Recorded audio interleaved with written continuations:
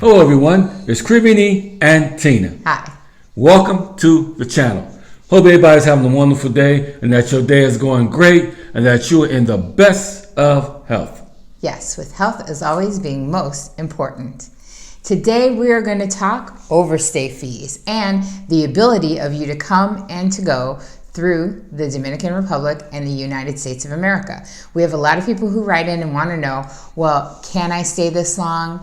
What if I stay this long? What about this? And they give me every time limit in the world from 1 day to 1 year to 2 years. And then they always want to know, well, how soon can I come back? So we're going to tackle some of those answers today.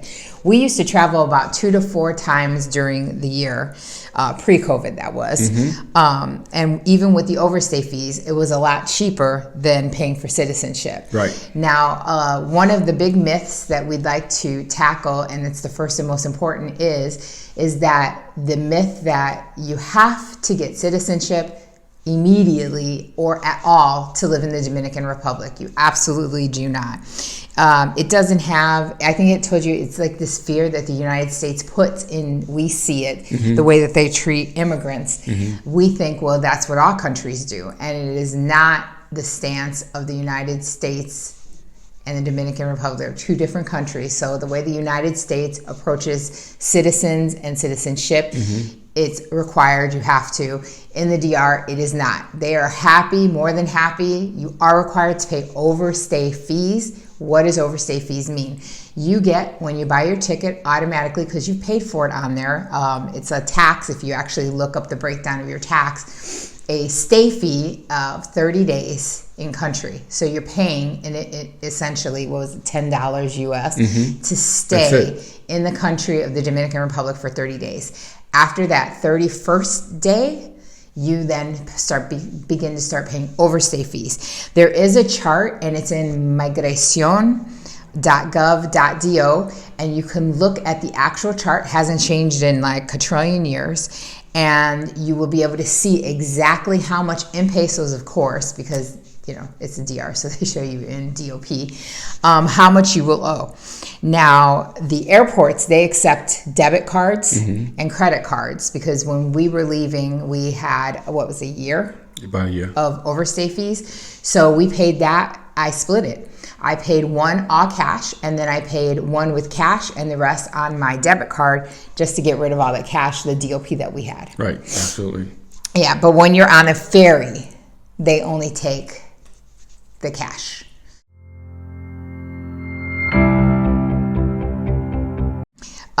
When we stayed 5 months, so looking at the chart, 3 to 9 months is 4,000 RD. So that's what we paid when we had stayed the 5.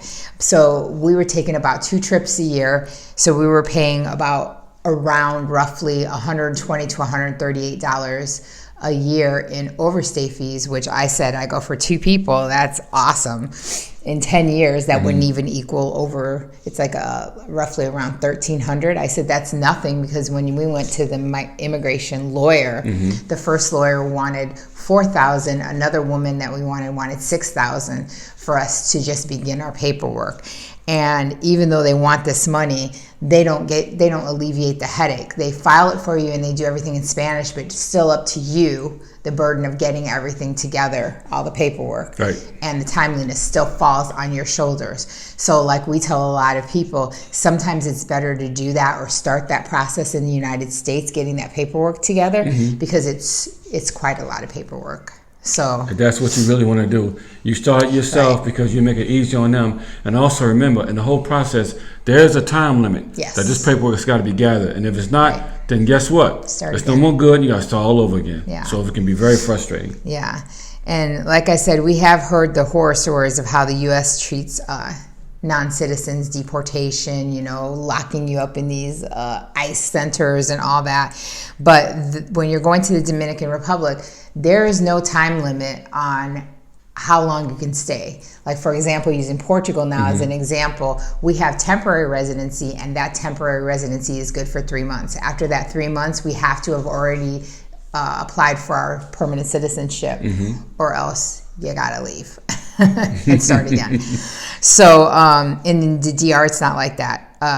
So if I tell people, if you want to live there, say it's an extended vacation, because there's people that go and they live for 3 months in the DR, they go and live 3 months somewhere else, they go all over. Just be honest with immigration. Immigration is not asking you on the DR side what you're doing because they are not going to let you in. 9 times out of 10, they're just curious. Right. Just want to find out what your motives are.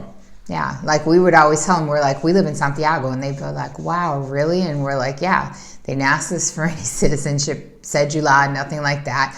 The only thing they wanted to know is, so where are you going and why? So remember, if you're going to the DR, there's no time limit on when you can go back. You can always go back whenever you want. Like there's people who do turnarounds. They go to the US, take care of something, and in a day or so they're back in the DR. No problems. They're not going to look at that. They may ask why, and then you again tell them, like I said, be truthful. There's always, let the truth set you free. So you just tell them you're living in the DR, you're retired, or you're an expat and you're living there, and there's no problems. And never be worried about your overstay fees. Just be mindful of the chart, because sometimes they don't know and they ask you how much you owe. But in the airports, they're pretty good at their job. So it was only at the ferries that they actually asked me how much did I owe. But I knew, because I carried the chart with me. So just like we always say, knowledge is power. Arm yourself. We'll give you that website one more time, and you can look at the chart yourself. Right. And also, that little piece of paper that you fill out while you're on the airplane when you're coming to the Dominican Republic, make sure you fill it all out, give your address, whether it's an Airbnb, hotel, it's digital whatever it is. now, too. Yeah, it's digital now, too, so that makes the whole process a lot easier. They just want to know where you're going and make sure your motives are right, and you're going to be good for the country while you enjoy your vacation. Yes.